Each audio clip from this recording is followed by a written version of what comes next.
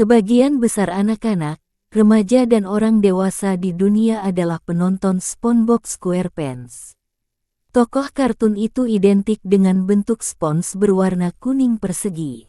Ia hidup di dasar Samudra Pasifik, di sebuah nanas yang terletak di kota Bikini Bottom, bersama siput peliharaannya, Gary.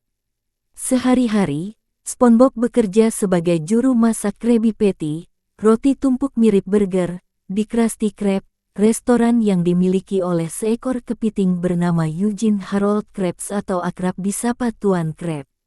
Bosnya itu pelit bukan main. Saat libur, SpongeBob dan sahabatnya, Patrick si bintang laut, gemar piknik bersama. Namun keduanya kerap membuat ulah. Korban mereka biasanya adalah Squidward, gurita angkuh yang menjadi tetangga SpongeBob. Squidward pun tidak menyukai SpongeBob dan Patrick, karena tingkah laku mereka dinilainya kekanak-kanakan.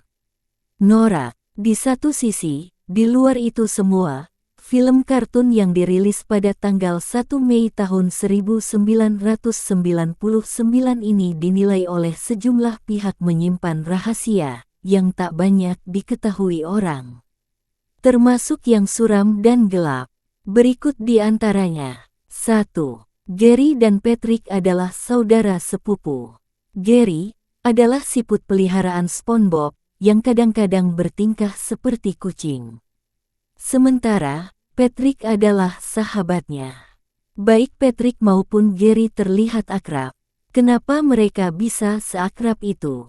Yang mungkin tak diketahui publik tentang Patrick dan Gary adalah bahwa mereka ternyata adalah saudara sepupu. Menurut episode 4 yang berjudul Rule of Thumb, diungkapkan bahwa ayah Patrick, Herb, dan ayah Gary, Slugo, adalah saudara, sehingga membuat Patrick dan Gary memiliki hubungan keluarga, meski beda spesies.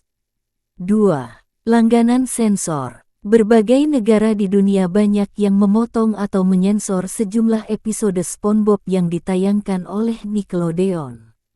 Alasannya, ada adegan yang dinilai sebagai penyimpangan seksual, sehingga tak pantas untuk ditampilkan di layar kaca. Misalnya, karakter Sandy Cheeks yang memotong ikan di antara kakinya dalam episode Karate Choppers. Sesi ini dianggap agak bersifat cabul. Sama halnya dengan kalimat Getting Nailed pada episode Life of Creamy, dan adegan saat SpongeBob dan Patrick berpegangan tangan di The Free Cook Games.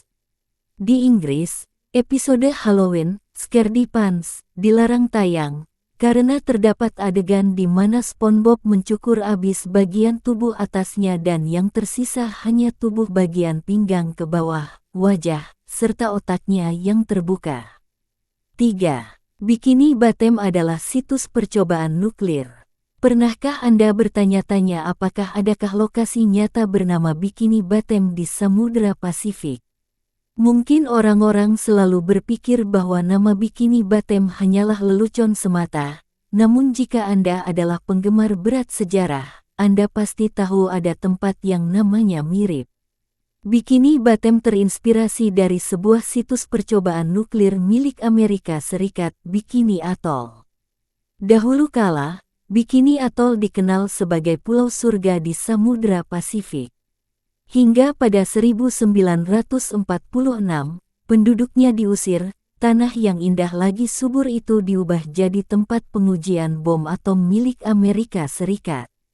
Total ada 23 senjata nuklir yang dijatuhkan di sana, termasuk pada 1954, yang kekuatannya 1.100 kali lebih besar dari bom atom Little Boy, yang diledakkan di Hiroshima yang efeknya membuat Jepang bertekuk lutut di penghujung Perang Dunia II. Tak hanya kehancuran yang diakibatkan uji coba nuklir beruntun itu. Pada 1978 para ilmuwan memutuskan Bikini Atoll tak aman dihuni karena efek radiasi, di mana kandungan CaesiUm 137 dalam tubuh manusia 11 kali lipat dari level aman. 4. Bahwa dampak buruk bagi bocah. Para pecinta SpongeBob SquarePants di stasiun televisi lokal tengah dibuat was-was dengan himbauan KPI. Lantas, apa positifnya tayangan ini? Menurut sebuah studi yang dilakukan pada tahun 2011 oleh University of Virginia, UVA, SpongeBob mengotak-atik memori penyimpanan anak-anak di otak dan merusak mental untuk belajar. Temuan ini menunjukkan bahwa anak-anak prasekolah yang menonton serial tersebut dikhawatirkan mendapat gangguan jangka pendek dalam fungsi mental dan butuh perhatian lebih dari orang tua. Penelitian dilakukan dengan memberikan perhatian pada anak-anak berusia 4 tahun, mendapatkan pemecahan masalah, dan menguji perilaku anak-anak setelah mereka menghabiskan 9 menit untuk menonton SpongeBob, Caillou, atau menggambar. Kelompok menggambar dan yang menyaksikan Caillou menunjukkan sedikit perbedaan, tetapi kelompok yang melihat SpongeBob menunjukkan perilaku merusak.